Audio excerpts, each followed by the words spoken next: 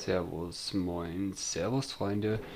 In meinem heutigen Video zeige ich euch, wie man ganz einfach Component Kits und weiteres farmen kann, denn ich habe eine Crushing Wall produziert, die nicht stecken bleibt, die sich immer wieder ausbalanciert, und ich gehe kurz darauf ein, wie ihr ganz einfach unantastbare Pflanzen anpflanzen könnt. Wie das genau funktioniert, erkläre ich zwischendurch. Also, schaut es euch an. Viel Spaß! So, als erstes brauchen wir eine Ebene, die wir platzieren über einem Tal. Da empfehle ich ja noch einmal bei der Mechanic Station unter den Häusern mit den 1, 2, 3 drauf. Das ist eine super Stelle, die empfehle ich gerne weiter. Und darunter pflanzen wir dann an. Da wird nie im Leben ein Haybot hinkommen. Das Ganze hängt nämlich damit zusammen, dass Bots niemals nach unten schlagen und dadurch kommen die dann nicht hier an die Pflanzen dran. Das kleine Loch hier an der Seite, das habe ich schon ewig da, das hatte ich anfangs immer wieder auf und wieder zugemacht, bis ich gemerkt habe, dass die auch nicht da dran gehen. An dem Punkt haben wir dann endlose Raids, die immer wieder kommen, aber das Problem ist, dass wir die ja nicht immer mit den Händen bekämpfen wollen. Dafür habe ich jetzt hier eine Platte angefangen zu bauen. Das ist jetzt der Rahmen davon, und wenn wir das dann soweit haben, dann füllen wir das Ganze einmal komplett aus. Das Material, was wir hierbei verwenden, ist eigentlich relativ egal. Man sollte ein bisschen aufs Gewicht achten, aber die Haltbarkeit ist hier Nebensache. Als nächstes platziere ich jetzt hier Blöcke, wo dann später eben halt die Bearings drankommen. Zur absoluten Sicherheit habe ich das jetzt nicht ganz außen gemacht, aber wie gesagt, bis jetzt ist noch nie ein Bot irgendwo bei mir dran gekommen.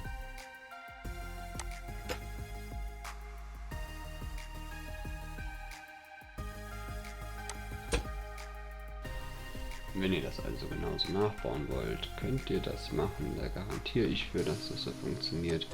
Ansonsten Hauptsache immer möglichst parallel zueinander und ausgeglichen, damit es nicht allzu sehr rumwackelt, wenn es sich immer wieder ausbalancieren muss. So, wenn ich das jetzt erledigt habe, dann platziere ich die Bearings, die dann eben halt später für die Bewegung auf und ab sorgen.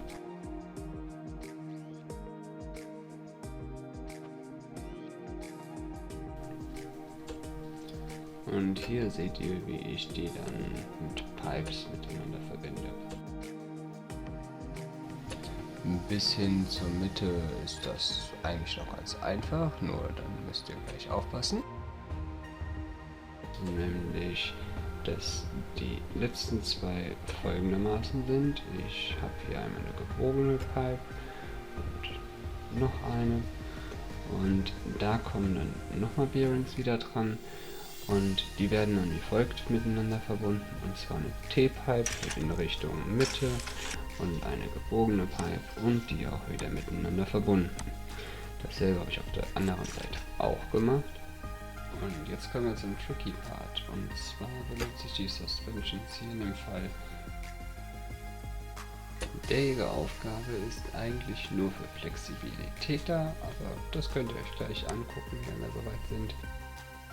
Mit denen braucht ihr aber nicht zu sparen, in dem Fall habe ich 3 jeweils auf einer Seite, also 6 insgesamt, und damit fahre ich schon lange gut.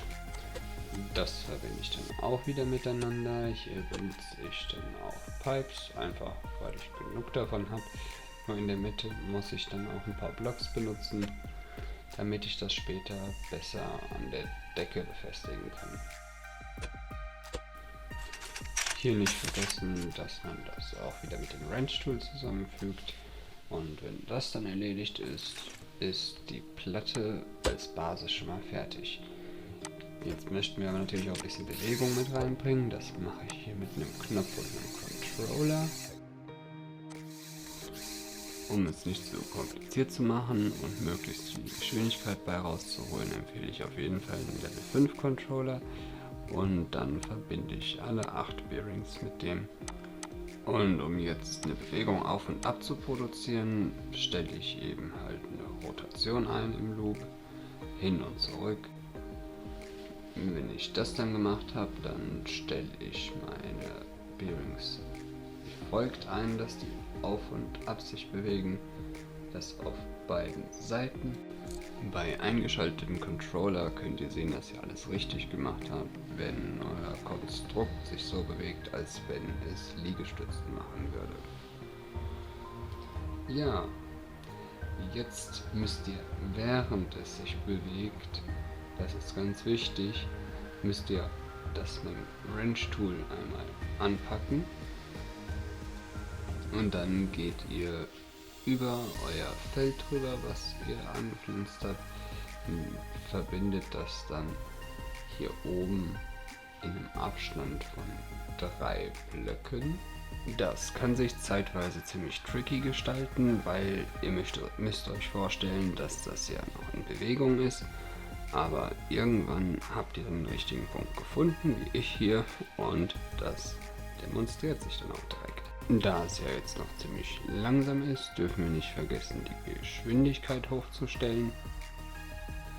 Wenn ihr euch bis hierhin sicher seid, dass ihr alles richtig gemacht habt, dann könnt ihr jetzt meine weiteren Schritte folgen. Ansonsten wird es nämlich sehr kompliziert, das Ganze zu korrigieren. Und zwar stellen wir das Ganze jetzt hier in der Ausgangsposition ziemlich weit zurück. Das mache ich jetzt hier mit 180 und die Rotation ändere ich auf 270 zu 270. Jetzt haben wir aber noch immer das Problem, dass das hier gelegentlich hängen bleibt, wenn viel los ist, aber das haben wir auch ganz schnell behoben, indem wir dann einfach nur ein paar Blöcke entfernen. Und zwar sind das immer die Blöcke unter den beweglichen Teilen, keine Sorge, ich habe schon herausgefunden, dass wenn mal ein Bot wirklich da durch diese Lücke durchklicken sollte, wird er da oben niemals dazu kommen, irgendetwas zu zerstören.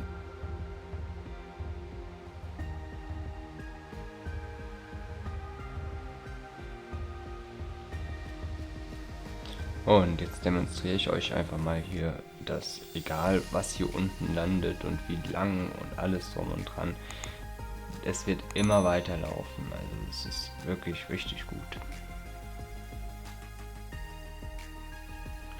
Als nächstes brauchen wir auf jeden Fall Collector und Refinery Bots. Und zwar haben wir hier die Möglichkeit, ganz tricky, die hier unten zu platzieren. Dafür müsst ihr die auf einem Block platzieren, so dass die dann auch in der Erde drin stecken. Wenn ihr die auf die Erde platziert, dann realisiert er, dass da ein Block im Weg ist, aber in die Erde hinein funktioniert das. Und wenn ihr dann natürlich noch einen Refinery Bot daneben stellen könnt, ist das schon mal super. Und was ich in ferner Zukunft noch machen möchte, ist das Ganze dann auch mit dem Craftbot zu verbinden. Aber das wird wahrscheinlich noch ziemlich teuer. Die Sache ist, es zahlt sich aber aus. Also Collector würde ich außen nicht dranhängen. Ich hatte mal auch ein Exemplar, wo ich das auf die Platte oben drauf gestellt habe. Da hat das gut funktioniert. Und dann wurden die oben eingesaugt. Das habt ihr vielleicht in einem vorherigen Video von mir schon mal gesehen.